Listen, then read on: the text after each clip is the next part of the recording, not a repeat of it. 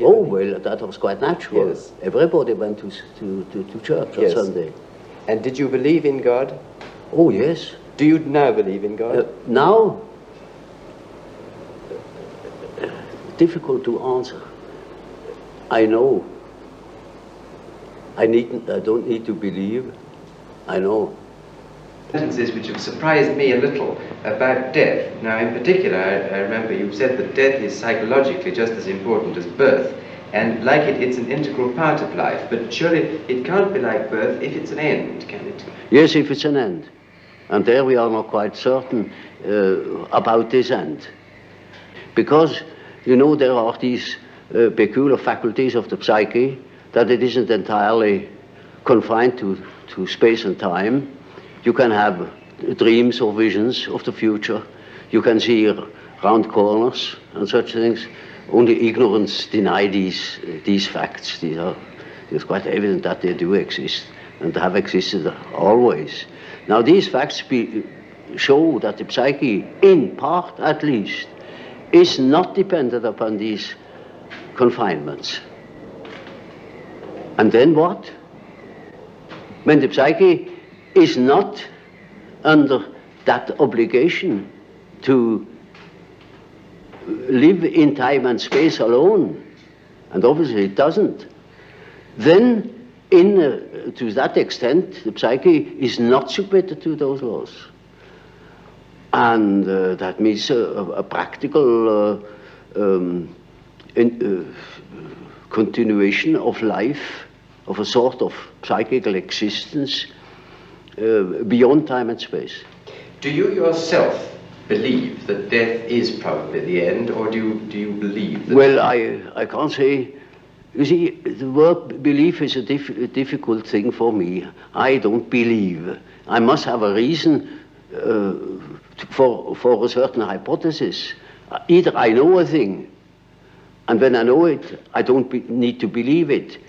If I don't allow myself, for instance, to believe a thing just for the sake of believing it. I can't believe it. But when there are sufficient reasons for a certain hypothesis, I shall accept these reasons, naturally, and should say, we have to reckon with the possibility of so-and-so, you know. Well, now, you've told us that we should regard death as being a goal, yes, and that to shrink away from it is to evade life and yes, make life purposeless. Yes. What advice would you give to people in their later life to enable them to do this, when most of them must in fact believe that death is the end of everything? Mm-hmm. Well, you see, I have treated many old people, and it's quite interesting to watch what the unconscious is doing with the fact that it is apparently threatened with a complete end. It disregards it. Life behaves as if it were going on. And so I think it is better for old people to live on, to look forward to the next day, as if he had to spend centuries. And then he lives properly. But when he is afraid, when he doesn't look forward, he looks back, he petrifies, he gets stiff and he dies before his time. But when he is living on, looking forward to the great adventure that is ahead, then he lives. And that is about what the unconscious is intending to do.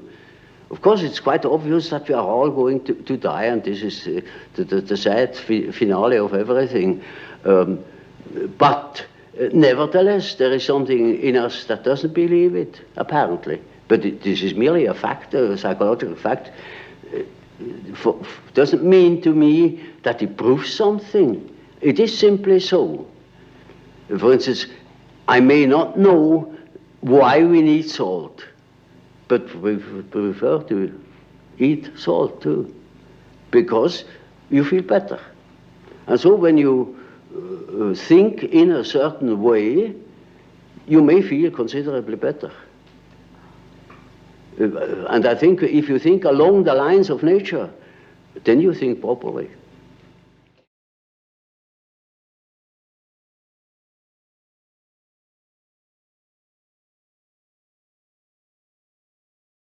Jung was a tremendously insightful clinician, and he was a strange person, introverted visionary, high in introversion, very, very, very, very, very high in openness, like off the charts.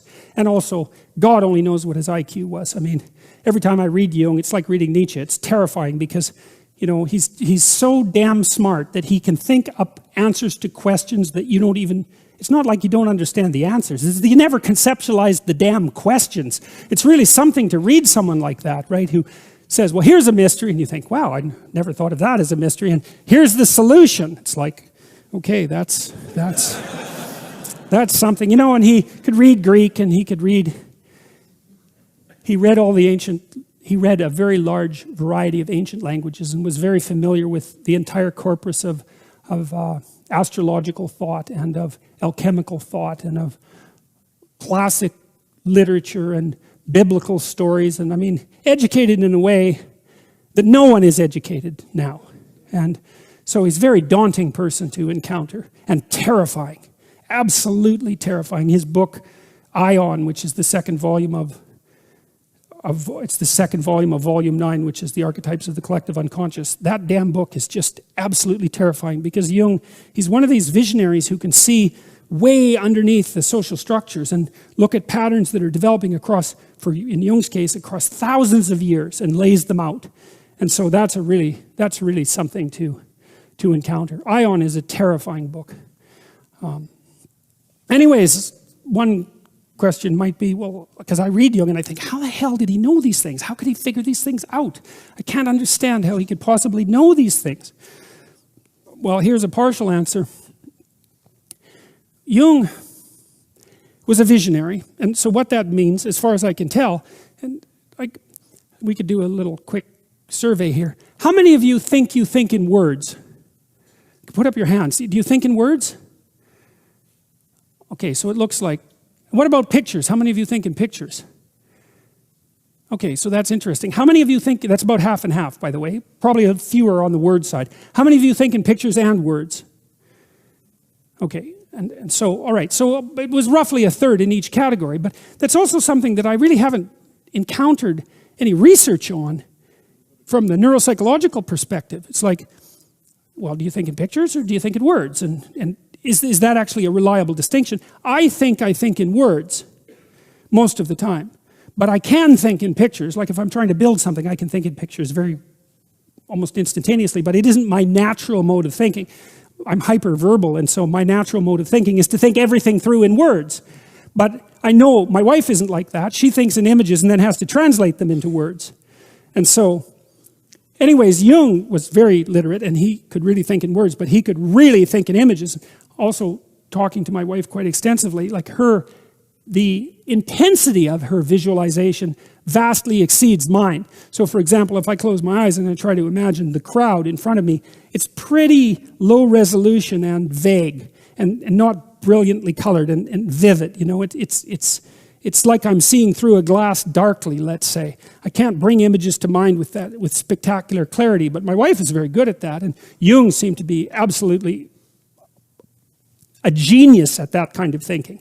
And he had a lot of visionaries in his family history as well. So I don't know to what degree there's a hereditary component of that, and I don't know to what degree that's actually like a neurological specialization. I presume it would be associated with the trait openness distinguishes itself, differentiates itself into interest in ideas and interest in aesthetics. And my suspicion is that the people who are more interested in aesthetics are the visionary types, the ones that think in images.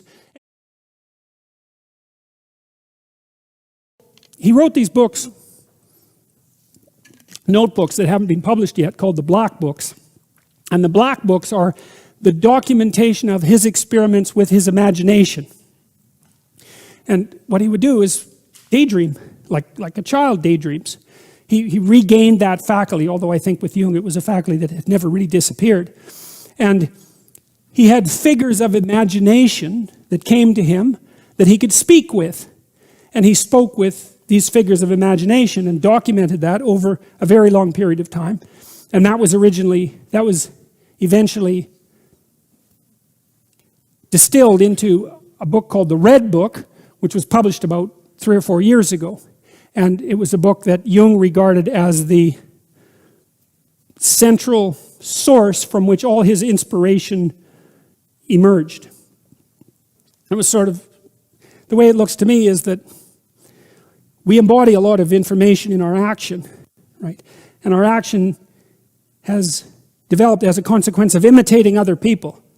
And not only the people around us, but of course the people around us imitated the people who came before them, and those people imitated the people who came before them, and so on, so far back that it's as far back as you can go. And so you embody these patterns of behavior that are extremely informative, that you don't understand, that are a consequence of collective imitation across the centuries. And so then those patterns can become manifest as figures of the imagination.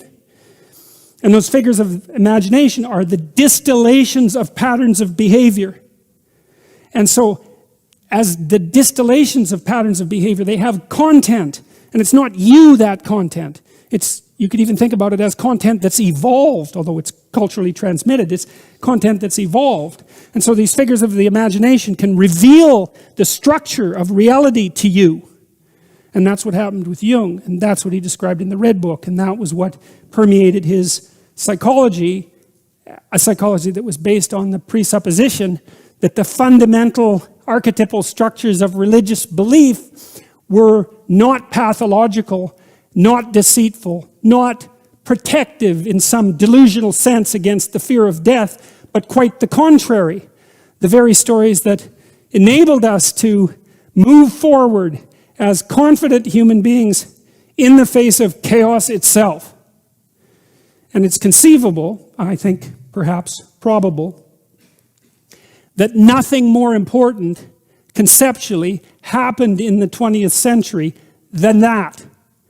Because it was the first time post-Enlightenment that a rapprochement between the intellect and the underlying religious archetypal substructure occurred.